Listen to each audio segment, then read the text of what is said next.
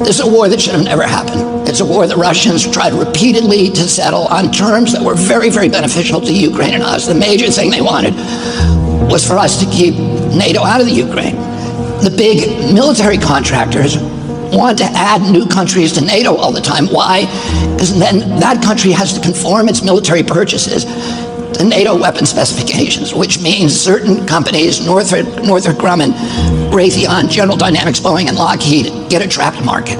In March of 2022, we committed $113 billion. Just to give you an example, we could have built a home for almost every homeless person in this country.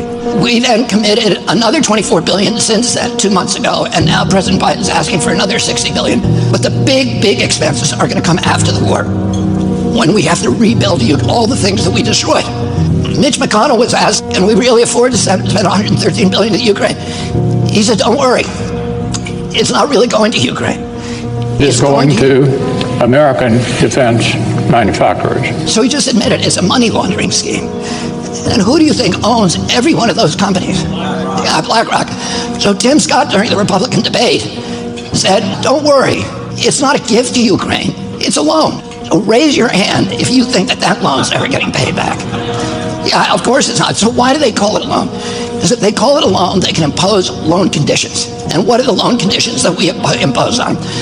Number one, an extreme austerity program, so that if you're poor in Ukraine, you're going to be poor forever. Number two, most important, Ukraine has to put all of its government-owned assets up for sale to multinational corporations, including all of its agricultural land, the biggest single asset in Europe. In Ukraine, there's been 1,000 years of war fought over that land. It's the richest farmland in the world. It's the breadbasket of Europe. 500,000 kids almost, Ukrainians have died to keep that land as part of Ukraine. They almost certainly didn't know about this loan condition. They've already sold 30% of it. The buyers were DuPont, Cargill, and Monsanto. Who do you think owns all of those companies? Yeah, BlackRock. And then in December, President Biden gave out the contract to rebuild Ukraine. And who do you think got that contract? BlackRock. So they're doing this right in front of us. They don't even care that we know anymore, because they know that they can get away with it. And how do they know that? Because they have a strategy. And that strategy is an old strategy, which is they keep us at war with each other. They keep us hating on each other.